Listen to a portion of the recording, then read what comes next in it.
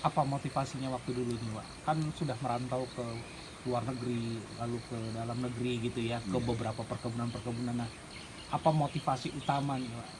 Jadi kendala saat ini yang dihadapi petani adalah stroberi kita itu kalau di musim penghujan ya, Wak ya, Betul. mudah sekali busuk ya, Busuk. buahnya busuk, tidak tahan air hujan ya, Wak. Betul. Cuman ukuran buahnya kurang maksimal, besar ya, kurang maksimal. besar. Nah, begitu disilangkan dengan Benny Hope, ya kan ya, Betul. ini secara ukurannya dia membesar nih, Besar. membesar ya, Iya. juga lebih keras karena Lebih Mesange keras. itu tidak sekeras Sweet Message ya. Iya, betul. Nah, jadi dia keras, besar, kemudian secara pohon juga apa namanya tidak cantik ya, daunnya cantik ya, daunnya bagus. Meskipun secara crown tidak terlalu besar, Tidak terlalu besar. tapi buahnya terus keluar ya. Betul. Gak kalah lah sama Korea ya, Pak ya. Udah gak kalah sama Insya Korea. Allah kita udah bisa bersaing dengan stroberi luar. Ya. Sudah nggak minder lagi nih, Pak. Udah agak minder. Kita udah nggak minder lagi. Selalu pede aja.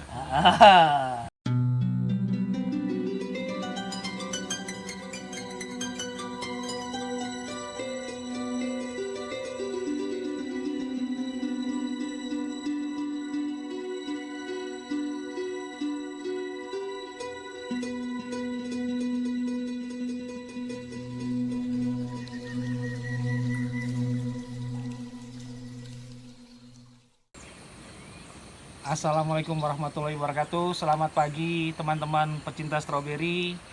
Hari ini kami dari Tanah Nura bertemu dengan salah satu master stroberi Indonesia, breeder terbaik kita, Wak Prabu.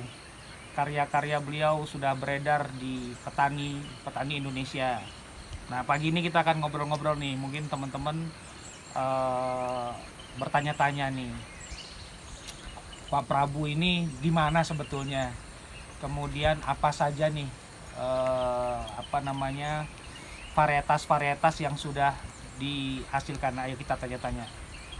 Terima kasih Pak Prabu sudah meluangkan waktu ya untuk diskusi nih, berbincang-bincang nih, Pak.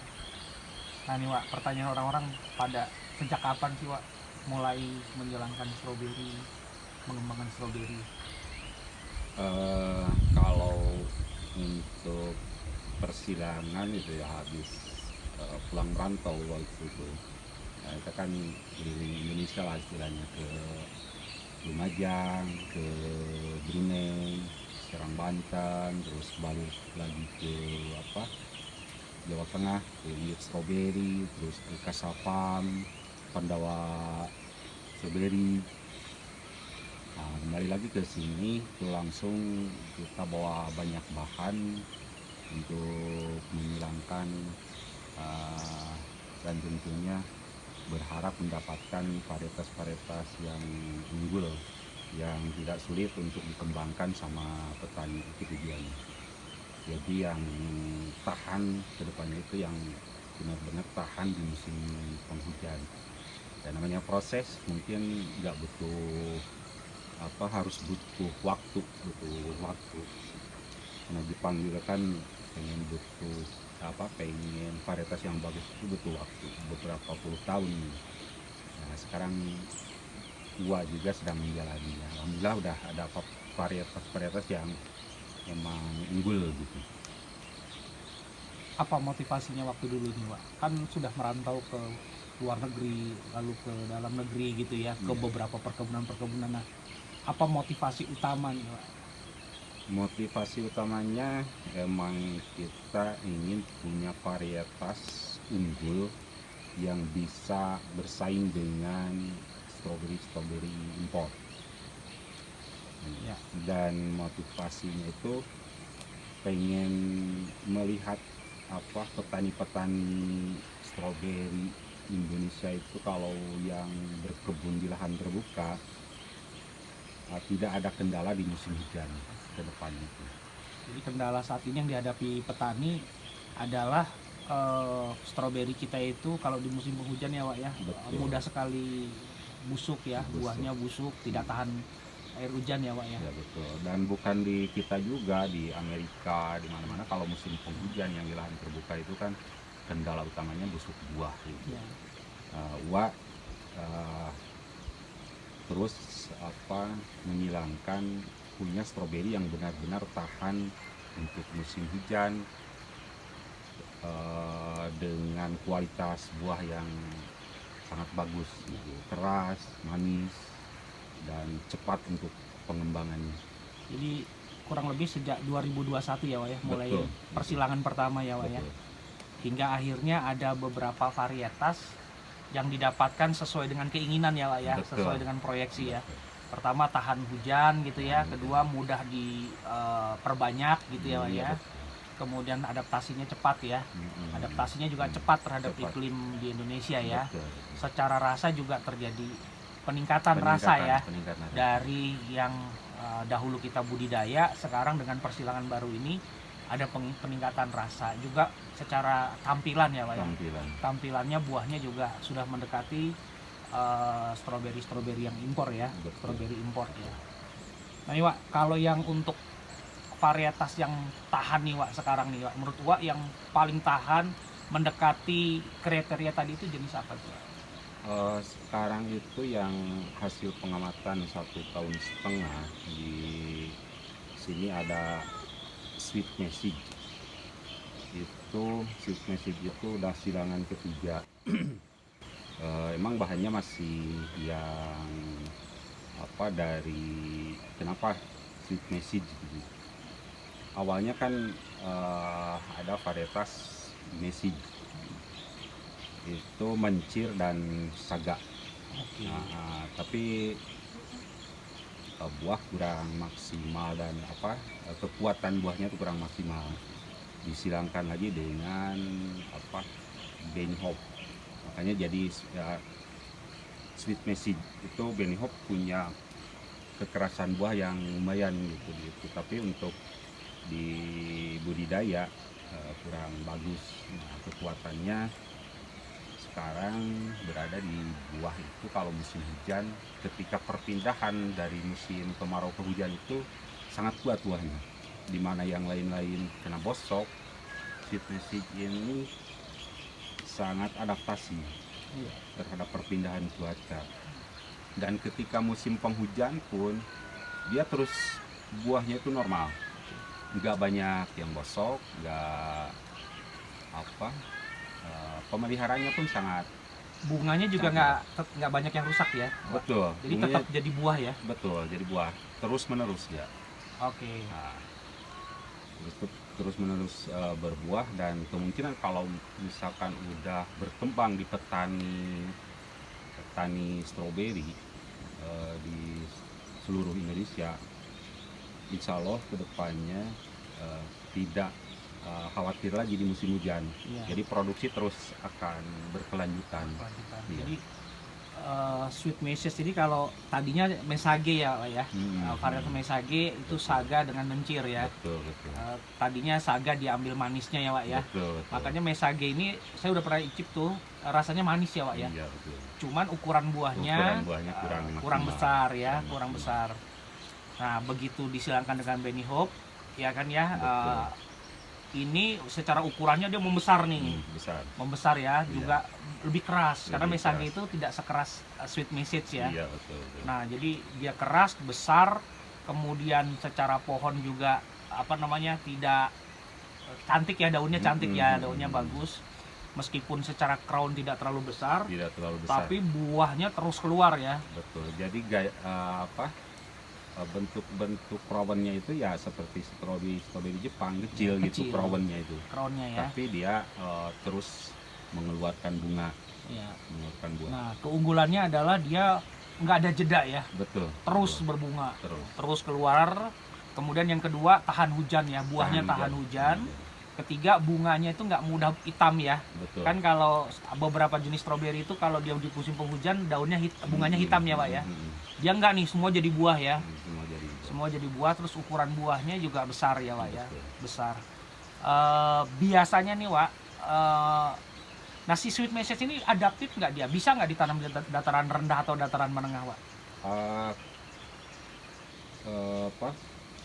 Kan sebelum memastikan bahwa ini mau diperbanyak, mau dibudidaya untuk skala kebun, skala produksi, kita Wah itu uji dulu di dataran rendah.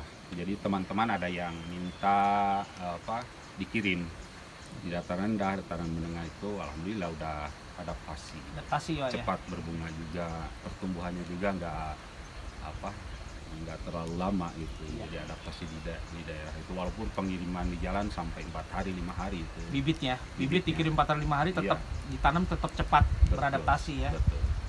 Jadi di Tanah Nura sendiri Sweet Message ini kan sudah di budidaya, sudah diproduksi ya, sudah produksi buah kurang lebih sekitar 6 bulan Wak ya, 8 bulan. Nah memang varietas ini yang paling produksinya paling menunjuk paling besar dibanding varietas yang lain. Jadi yang seperti Wak sampaikan, di Tanah Nuranya kan 850 mdpl Wak ya.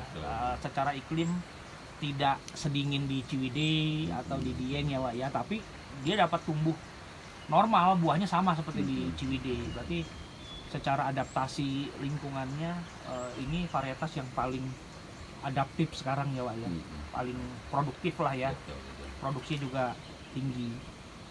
Nah ke depan nih Wak, ada rencana atau sudah ada nih jangan-jangan nih silangan-silangan yang terbaru masih di pengamatan ya Wak ya? Jadi sebetulnya udah banyak varietas-varietas yang memang lagi pengamatan dan ada yang sedang mau dikebunkan. Tapi untuk sampai saat ini yang paling tahan terhadap cuaca di musim hujan itu Sweet Message.